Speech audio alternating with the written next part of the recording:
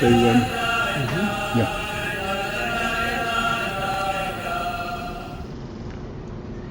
Okay, we are on page Kuf Lamed, and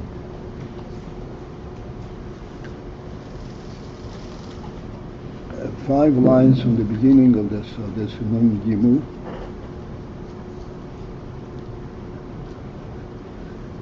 The line begins with shê'lo yiyeh le'tchila.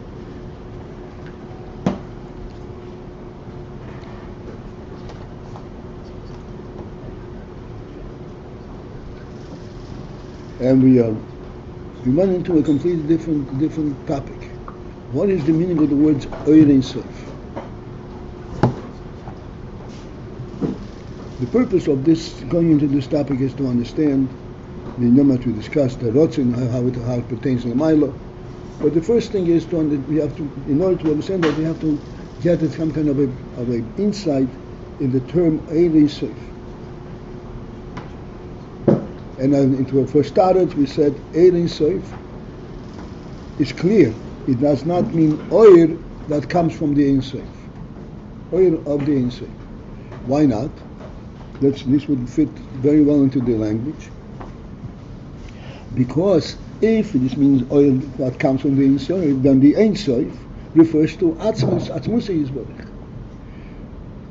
And Atzmus is not, to refer to Atzmus as Ein Sof is inappropriate. Because Ein Sof means it has a beginning, there's no end. But Atzmus has no beginning either. So therefore, more appropriately to refer to Atzmus is Ein L'Tchila, not Ein Sof.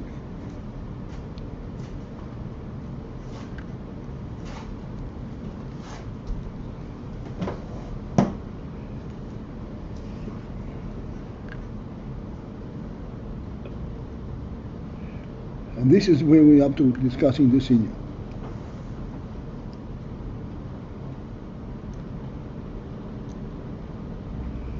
The line begins and said, this is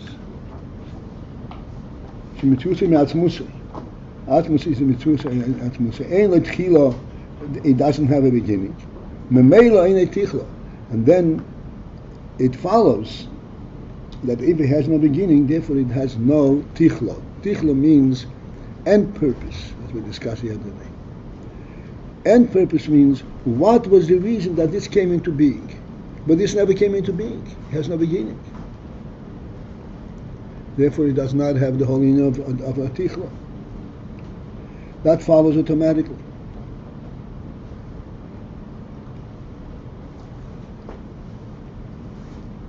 So therefore, if there is no end. Yeah, but they explained the meaning of the word end. End does not mean how you measure it with yardstick. What does it mean? It will never end. An aim, no, it means an aim. An aim. An aim.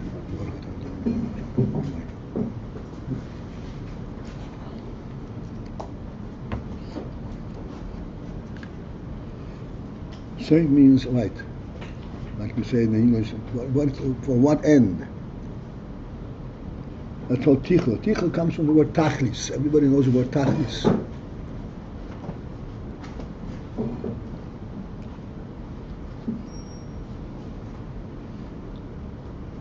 So anything that does not have a tchila does not have a tichla. That's clearly because since it does not have a beginning, then you cannot be saying what is it there for?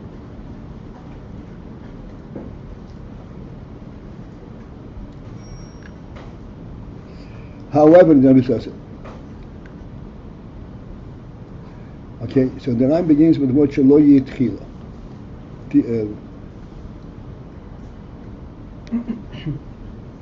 So the word Ein Sof does not automatically imply that it doesn't have a beginning.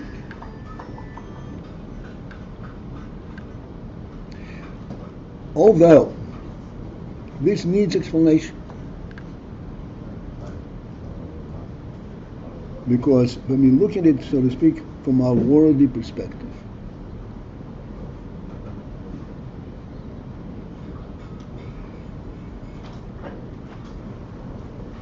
Tichlo and Chilo seems to be very closely interrelated. So we are saying, however, and this is Rebbe says, I need to explain to you, that it's really conceivable that one should not have a beginning, or should not have a tichlo, an end purpose, and yet he still has a beginning. And this is why Ein Sof, Ein Sof, Ein Sof means it does not have an end purpose. Does not automatically imply that it doesn't have a beginning. Because it's conceivable that it should not have an end purpose and still have a beginning. And this is why we say Ein Sof is not a proper reference to Atzmos. And here's what we're going to be discussing.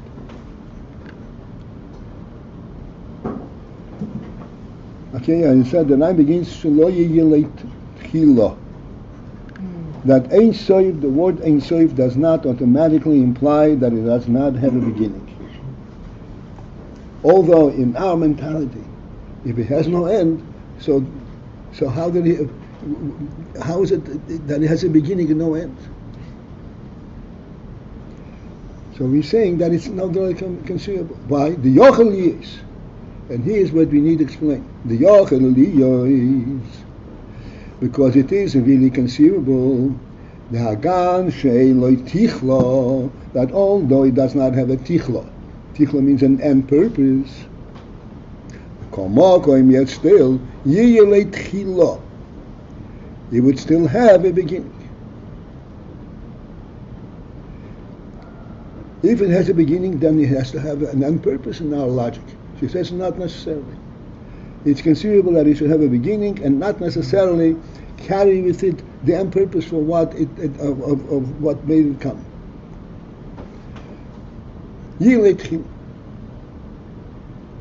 And that needs explanation. So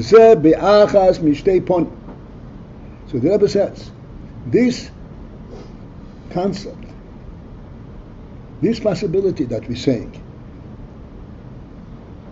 that it would have a beginning but no end purpose, is possible be'achas mishtei ponim, in one of two ways.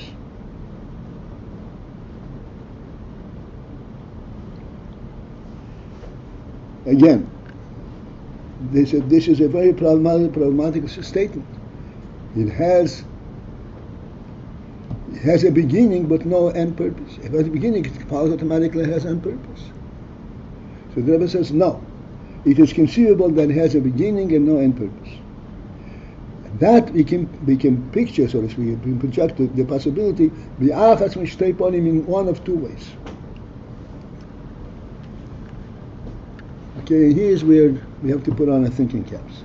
Maybe more than thinking caps. We have to bring our neshamas to the forefront. Oy bivchinas gili min ha'etzem. Either it is in the state, bivchinas, in the aspect, this referring to that which is bivchinas gili min ha'etzem. It's a gili from the etzem.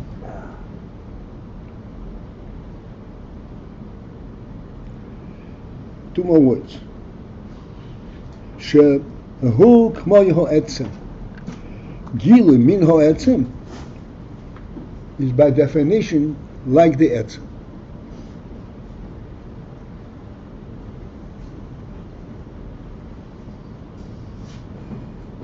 To remain on this call, press 1. Returning to the conference room.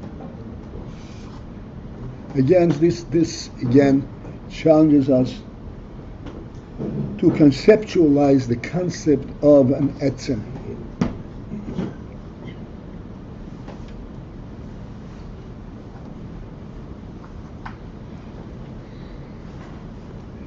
We discuss this many times, but as many times I discuss it, it still needs further insight.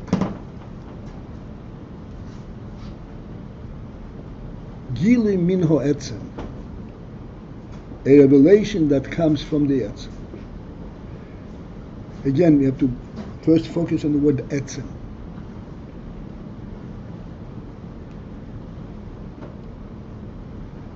Etzem means an essence that does not consist of any kind of parts, of any kind of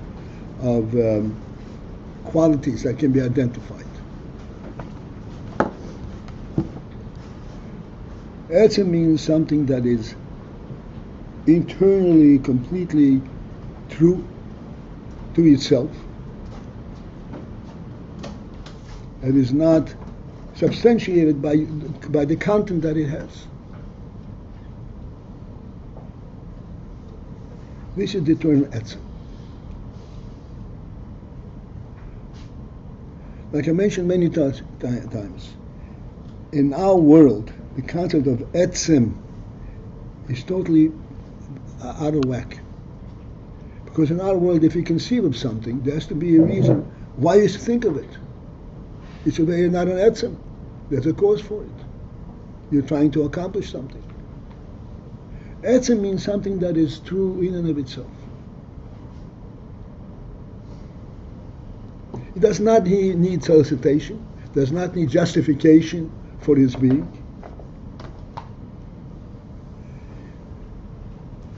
Let us put this in so to speak, bring it into full perspective. Etzem is a divine creation, period. Etzem is not a worldly phenomenon, does not develop by worldly means. Anything that develops is not an Etzem, by definition. God can create an Etzem.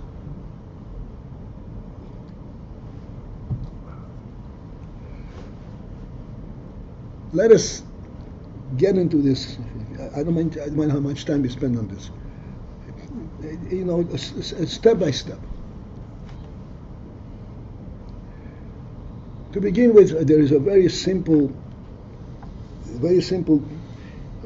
concept that I'd like that we should understand. It's simple, yet it is a very profound concept.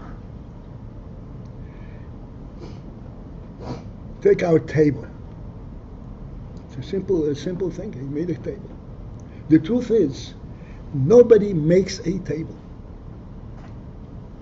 A carpenter doesn't make a table. A carpenter puts together boards in a certain form, and it results into a table. He cannot make a table.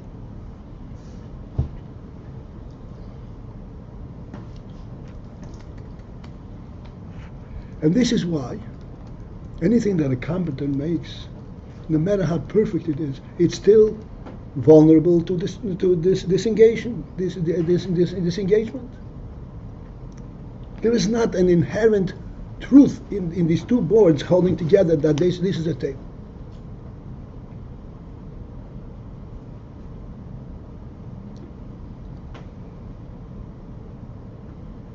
This is in our world. This is what a human being is able to do. In world, you cannot create an essence, an essential reality. You can approximate it, you can reflect, you can demonstrate it, but you cannot create it.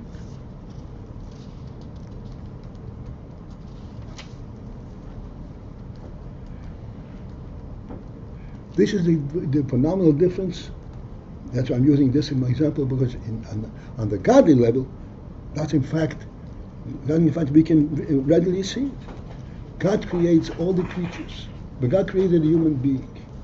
He says, Nasa Odom. He didn't say, let's make a head and a foot and a heart. Let's make an Odom. Odom has a divine definition, and it was created as an Odom.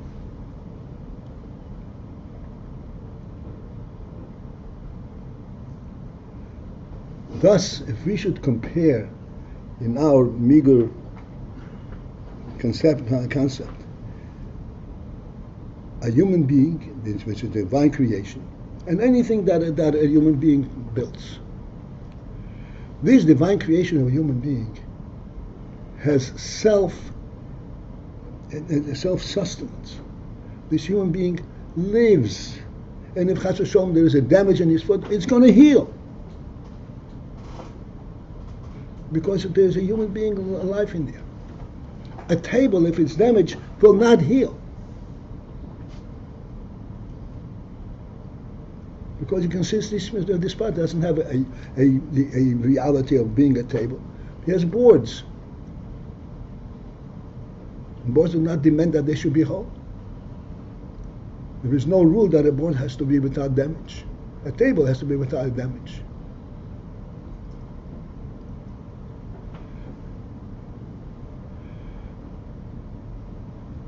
The godly creation, in our limited insight, here we see this is a real thing.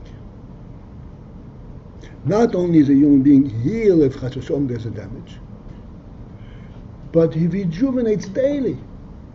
He gets tired, and then he takes a nap, and he's back to a fresh start.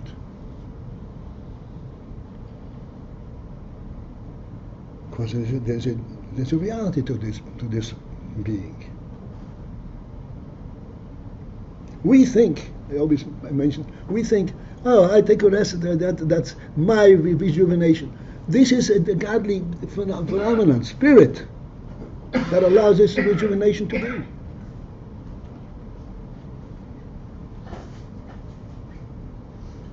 This is a divine miracle, right in front of our eyes on a daily basis, on an hourly basis, on a second to second basis. This is illustrating that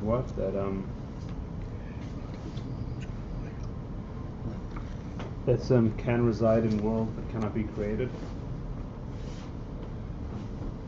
Yeah. Etzem is present in the world, but it's not a worldly presence. Yeah. World cannot explain that presence.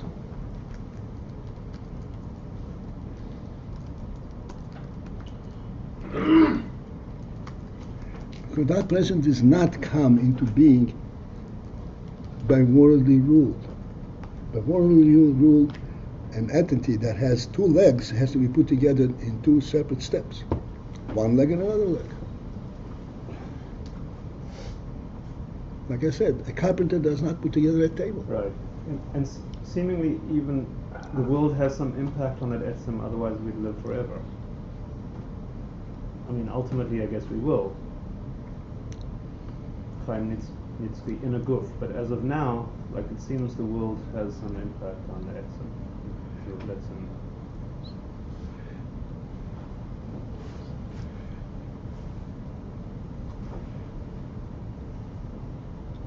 I don't know what's so significant about that. Huh? Yeah, What? I'd like to know what's so significant about this question. So we don't have to get into it, but it does seem like as of now the etzem The world in the does not have an impact. No, okay. 1 second. I want to answer your question Yeah. so that you begin to think. The fact that there is an end to the human being, and the fact that he can get tired, and that his life does have, so to speak, a span and so forth, is not because of the effect of the world upon it, but because the Rebbe should create a human being to be in the world. The Rebbe should create a miraculous presence with worldly limits. Like if it was too miraculous, it wouldn't be a real participant. It wouldn't be a real thing, a part of the world. Why? It would be too otherworldly. He would not be a real participant in the world. It'd be more like the sun. More like the sun, like day. Okay. Okay. Comes a time everything's so purified or whatever, you have eternal life. To remain on this call, Or you have a press world, 1. the world is transformed. Whatever. That's Okay. Next movie doesn't matter. Okay, so there's no point of rejuvenate me. I'll give it another chance. Returning to the conference room.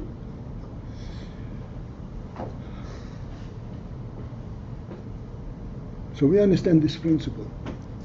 At least we see it. Like I said, the hine, we see it in front of our eyes. And this gives us an inkling and a step towards understanding the term etzem. Etzem is a presence that is a godly level of presence. that was created as in it, as whole, as it is.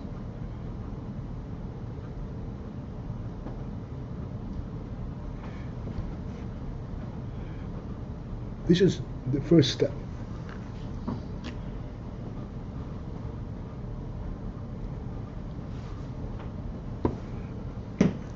Now we're talking about the next step. The next step is to understand the term Gilui min ha'etzem, a Gilui from the etzem.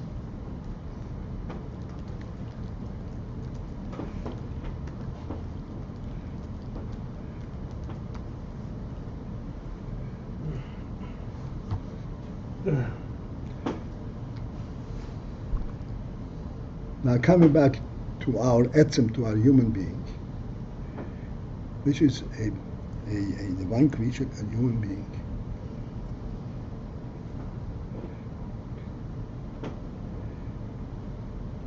But then, whatever the human being does in the world, if this human being was put into the world, whatever he does in the world has a worldly quality to it, limit. He cannot build anything that will last indefinitely, or that will rejuvenate itself.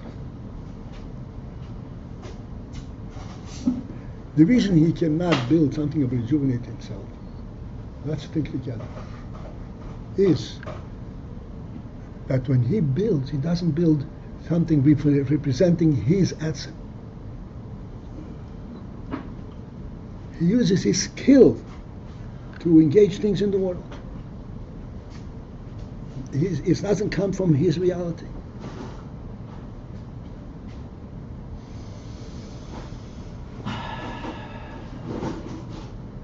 Okay, let's go to the next step. But we're saying he's an etzem. Why can he, if he's an etzem, why can't he express himself in the full sense of being an etzem?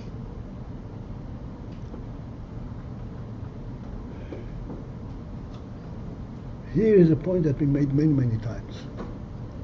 The truth is, a human being has a home. And into this home, he brings a table. This table is representative of the human being, but is representative of a human being on a physical level, on the worldly level. Therefore, the table per se will not last forever. But the fact that the human being put a table there, that is eternal. What does that mean? That should this table break, there'll be another coming to replace it. This spirit that created the table does not end. It's an etzem spirit. If a human being brings a table into his dining room, does it then, so to speak, have the limit of its being there for the time that he built it? No, it represents him.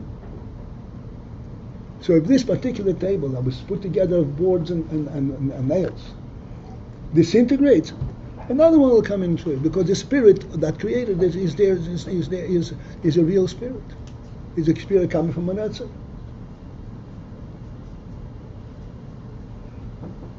So here we have illustration of a concept of an etzem on a very limited level, but still the concept is there, to show that even the concept that when this concept expresses itself on a worldly level, does not have eternal basis of standing. Nonetheless, it has a rejuvenation quality, because the etzem element that the human table, a human room, a house has to have a table, is etzem. And if one dissipates, the other one is going to come to replace it.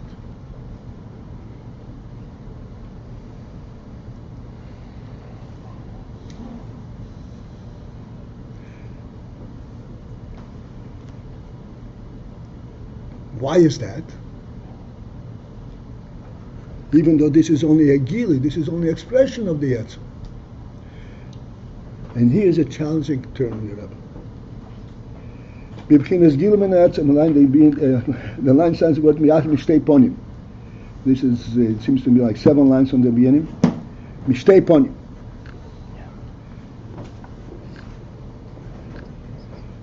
and we're explaining it has a beginning but no end. And that's possible in one of two ways. Or either bibchinas gila mino etzem, something that is that qualifies as gila mino etzem. So what's so special about gila mino etzem? The special thing on gila mino etzem, it's a gilui, so it has a beginning, but it has a very special presence. Shehu, a gila mino etzem is such, k'moi ho etzem, that this gilui is like the etzem. This gilui is like the etzem, even though it's a beginning. But if it's gilui from the etzem, it has an etzem quality. A gilui mino etzem is like the etzem itself. Why does gila mean beginning? No, it's gilui means beginning in relation. So gilui mino etzem is like the etzem.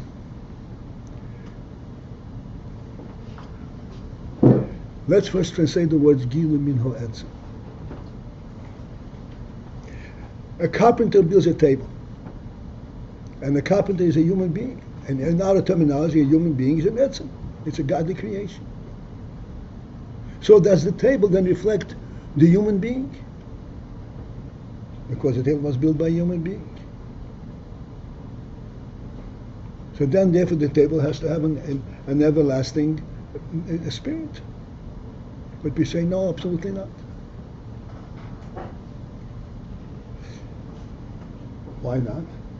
Because the carpenter building the table is not a gilui min ha'etzem. It's not an essential element in the human being that he has to build a table. That's what a human being is, that he builds tables. He built a table circumstantially. He needed tables, and he has the skills to put the table together. The table does not represent what he is. It's not a gilui min ha'etzem. This doesn't mean gilui min ha'etzem. Gilui min ha'etzem is something that is a gilui from the essence aspect itself.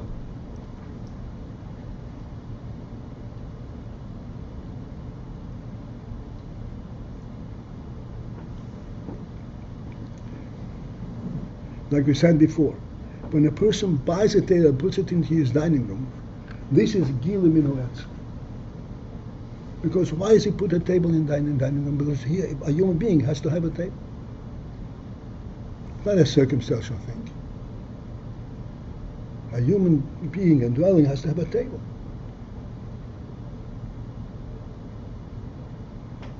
He has to complete the statement halachically. A person eats, he has to sit. He sits in a seat and next to a table. That's what halacha says. One must not walk around and eat. In other words, this is a reflection of etzem of the human being. To the extent that halacha says, this is how you're supposed to eat. Otherwise you're insulting your being.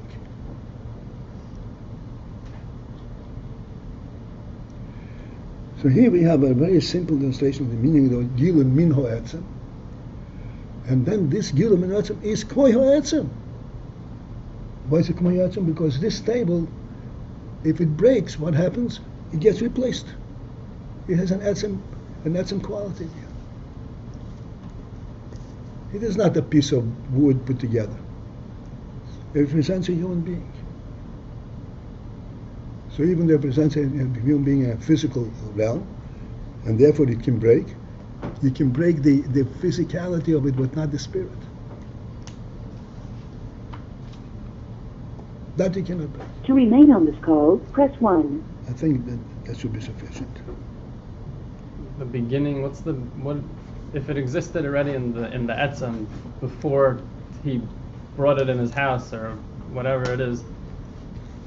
If it already existed, why are we saying it only has a beginning when he put it in his house?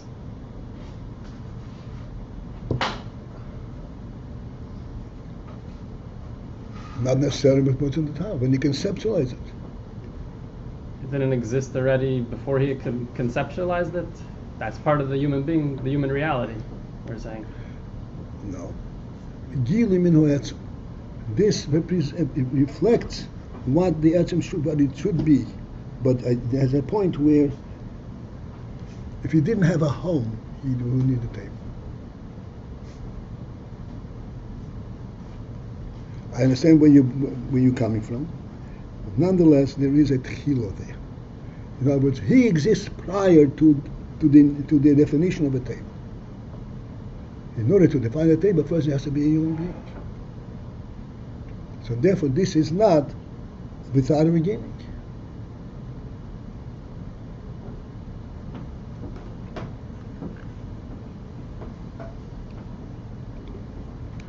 And this is the Yachad Mistake point. One is if it's a Gila Min Ha'etzem, and the Gila Min Ha'etzem is like the Etzem. What is it like the Etzem? We already explained. Like the Etzem means that this Gila, even though it's a Gila, has an Etzem quality to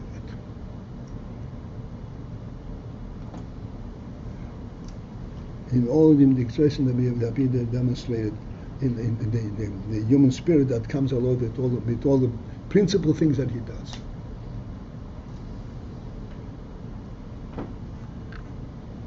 And therefore, seeing that he is k'moi ha'etzem, even though it's a gila min ha'etzem, but the gila min ha'etzem is k'moi ha'etzem. Again, I have to reiterate. Gila min ha'etzem does not, a carpenter building a table is also gila min ha'etzem, because he's a human being. But he's building a table not because he's a human being. He's building a table because he was contracted to build a table. Not because he's a human being. It's not a gila min ha'etzem, not representing his reality, representing his skill. Gila min ha'etzem is a gila that represents the etzem. And therefore we say the next two words. Gila min ha'etzem is shehu k'moi ha'etzem. If it's a gila from the etzem, the gila has an etzem quality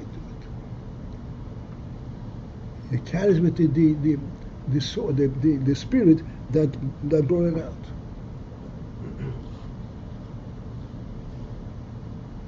Because this gila min ha'etzem does bring along with it the etzem, the source from it, like we said. A table in a dining room is a gila min ha'etzem of the human being, and he's like etzem. This is something which has has indefinite last quality. Should the table break, it will definitely be replaced, unless it's broke. If he's still there. If he is, Even if the human being doesn't move to another place. okay, so he'll be something in another place. The same spirit. Just want to be understand the terminology. Gili min ha'etzem shehu k'mei ha'etzem. Min ha'etzem means a gili that is come to be because of the etzem quality that from which it comes. Min ha'etzem, from the etzem mode. And this being that it comes from the etzem quality, therefore the gili is also like ha'etzem.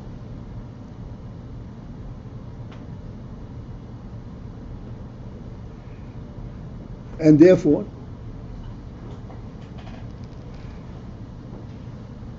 we have this sort of feel self-contradictory reality. It is a gila min ha'etzem, therefore it has a beginning. But this gila, even though it has a beginning, it is like the etzem. It wasn't like the etzem. Okay, let's finish that line. And therefore, lo tichlo. It does not have tichlo. It doesn't have a definitive end. Where does this value end? K'moi ha'etzem, like the etzem itself.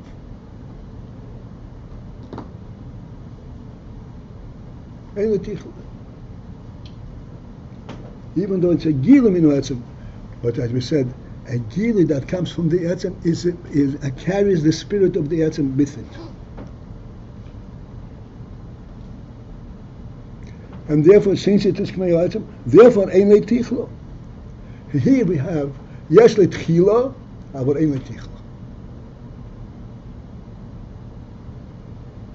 Yesh le tchila because it's a gilui, it's not the etzem.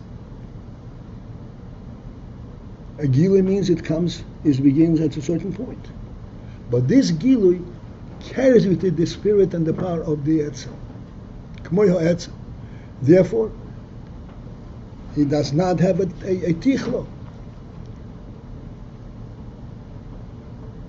You cannot say you have a tiny dining room, and in our meager explanations, but nonetheless, you have to kind of bring our human spirit in. It's our meager explanation, but still, the spirit of the table does not end because it stood there for a month. To the extent that even when the table breaks, the spirit remains there. Ein lo tichlo. Because it represents the Yetzer.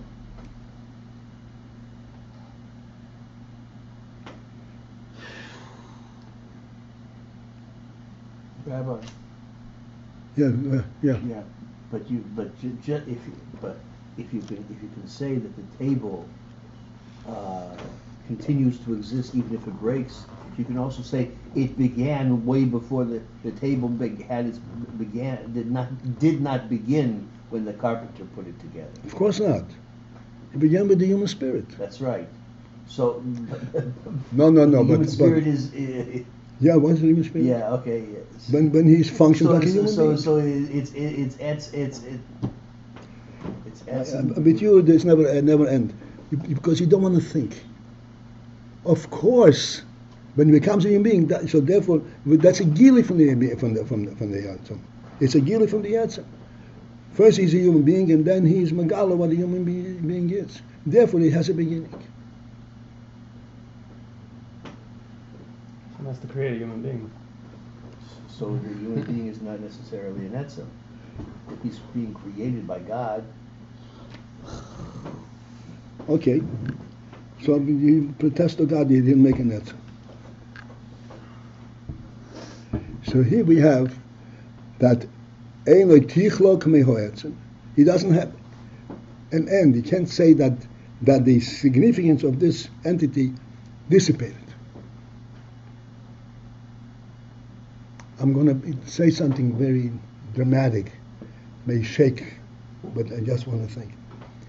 Is there any time that one can say the human being has already lived his purpose for what he was created? Now you can kill him.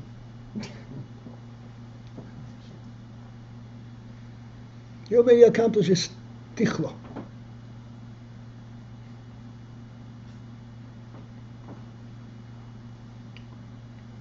It shakes us when you think something. A goisis, Rahman Islam, has a full. What? A goisis, somebody who is hardly living, who is struggling to breathe, who is on life support. And if you take life support, he will stop breathing. He's a living entity. And if you disconnect life support, you're guilty of murder.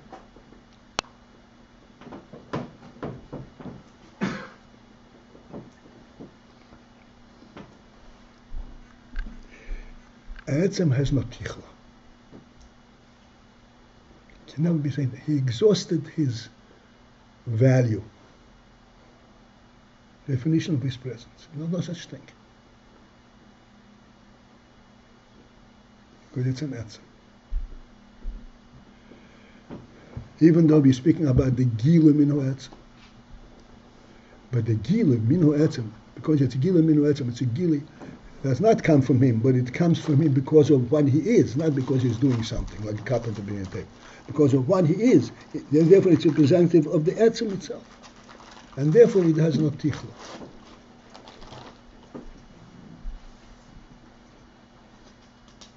Somebody is a phenomenal musician or an artist. He produced, so to speak, the ultimate piece of art. Does that mean his life has not dissipated?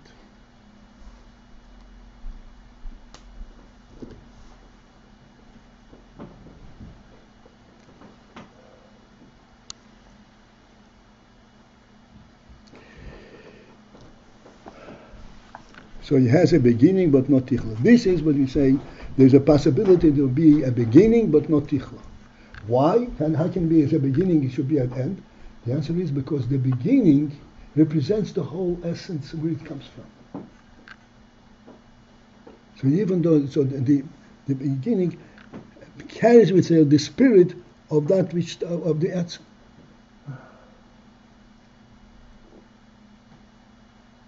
Like we're saying in our example, a table in the dining room of a human being is a gilim in Etzem. It came. The whole thought of it came later, but this thought came from the essence what a human being is. Did not come as an afterthought to satisfy certain circumstances. This is what a human being has to have a table. As evidence from the halacha, Allah speaks only about the reality itself.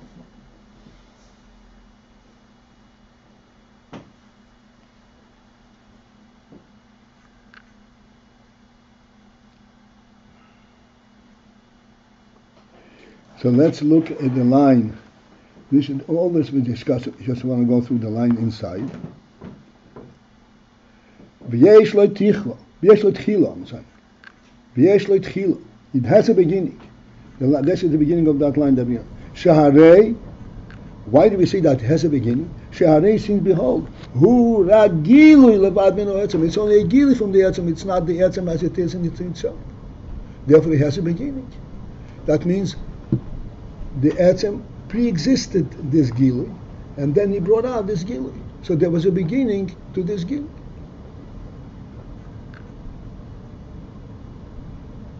Therefore, it has a beginning. Although at the same time it has no end, meaning it carries the whole spirit of the earth.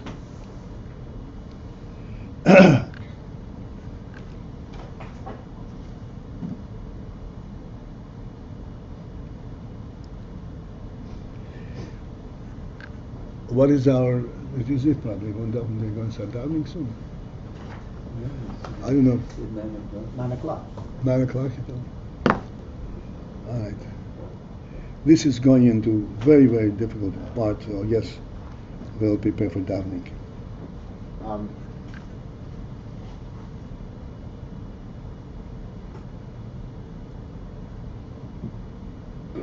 Let me just say it inside and then we'll leave it open.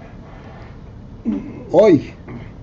Or this is another variation, possibility of there not being an end, even though it has a beginning.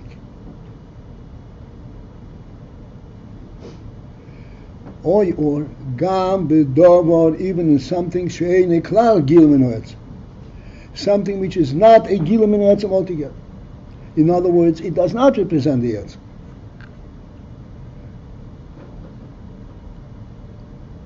And yet, lo yiyi lo tichlo is conceivable, even though it has a beginning. You should not have a tichlo. That's the other variation. Impossible. How is it possible it doesn't have a tichlo? If it has a beginning, how does it have no tichlo, no tachlit? Mitzad, due to the fact, sherotzen haboirei kachu. It is the will of the creator. It's exactly this. This is what the Creator wants. So lo yiyi lo tichlo. The Creator created something from scratch, and therefore, by definition, this creature should have a tichlo, should have a definitive end purpose. What does it stand for? But the Boire wanted to create something from scratch, and he should not have a tichlo.